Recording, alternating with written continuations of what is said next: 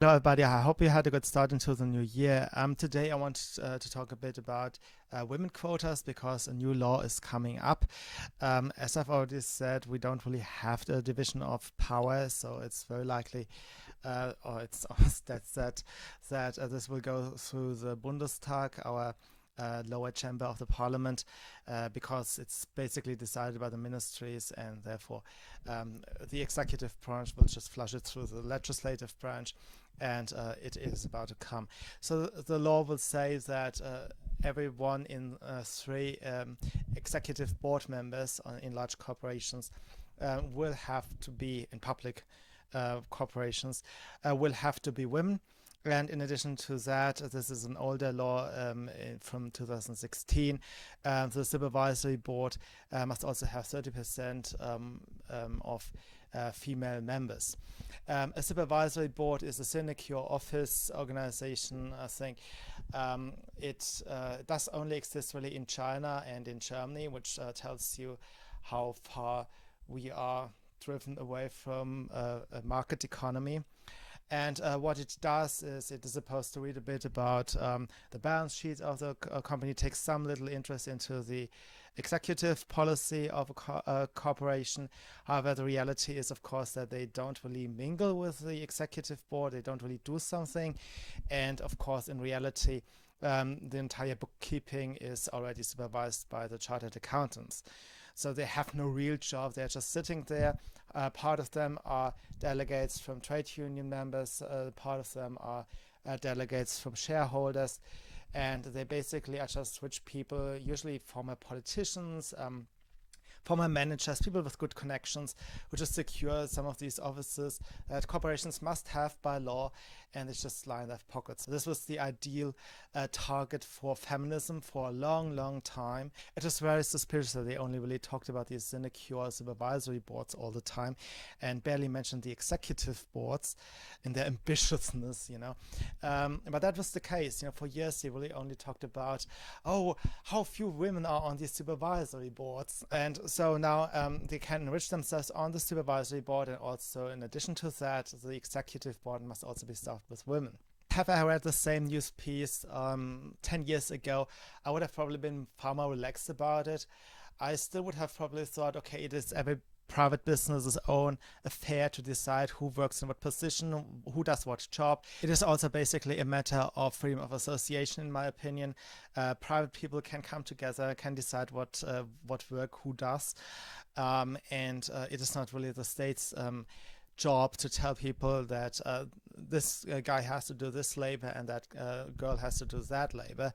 But anyway, 10 years ago, I would have just rolled over and thought, okay, fine, this can be repealed. Now we have this drive, this dishonesty that we have to pretend all women are oppressed in the Western world. They hadn't made no progress over the last decades, and that they can only shake off their shackles if they reach all these top jobs in high level professions. And this, of course, fuels our suspicion of an age of dishonesty and carelessness that we are entering. We all know that women have made great strides in the past. I do see some issues still today. I'm adamantly opposed to prostitution, for example. There are issues that I had when I was a feminist that I still have today. And yet those people who still call themselves feminists, they are no longer tackling all these real issues, right? There are things that really hurt women a big deal, like prostitution, child prostitution. I mean, a lot of minors are somewhat in between.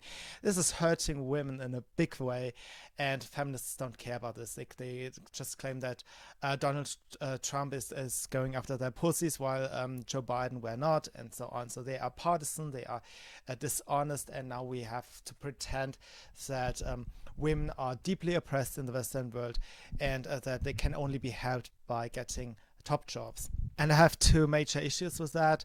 One being that I don't think women are less authoritarian than men. I think women are more authoritarian. I see all these gossip magazines where women chastise one another for the smallest transgressions. I see women in lockstep, checking the fashion of the week. I mean, you can, or of the year. You can of course also say that men take the same suit as the fellow man.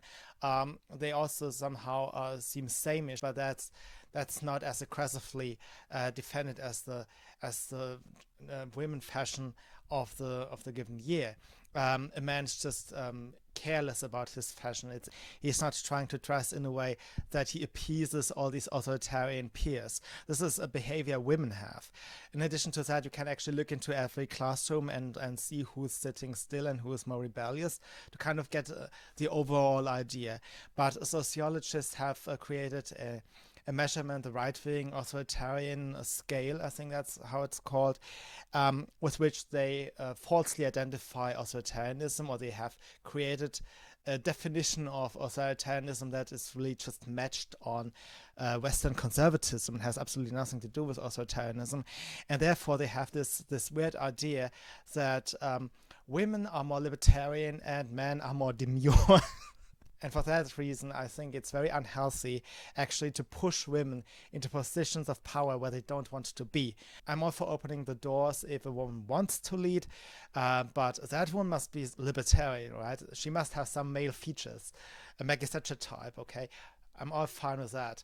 But, pushing women who are more authoritarian into high positions of power does seem unhealthy for me. In addition to that, there's also a discouragement for young males that ships with this. And it is very obvious to me that if you are young, white, straight, you don't belong to any pet group, that you have actually no reason to be better than your comrades, than your peers. If everybody goes to the cinema, you follow to the cinema. If everybody goes to the swimming pool, you follow to the swimming pool. There's absolutely no reason why you should go to the library, because you can see by now, by the aggressiveness of the modern day feminism, that sooner or later their career path will be cut short anyway, be it by a woman, by a black person, by a Muslim. It does not really matter. At some point their careers will be cut short anyways, and it makes absolutely no sense. It doesn't pay off if young men, teenagers now or in their early 20s, if they work harder than anybody else. And I think this is the true danger that comes to this with this state interference. I think it's very similar to what happened to the Soviet Union. If you discourage people from doing their best, if mediocrity gets rewarded and doing your best is actually effectively getting punished, then obviously people will do their best only to step in line, always try to be sameish and don't innovate on anything, don't progress on anything. And of course we are also fed a toxic idea of what progress means. For me it means medical advancement, it means technological advancement. For idiots it means that 30% of women sit on an executive board. That was it for today, and I'll see you soon. Bye.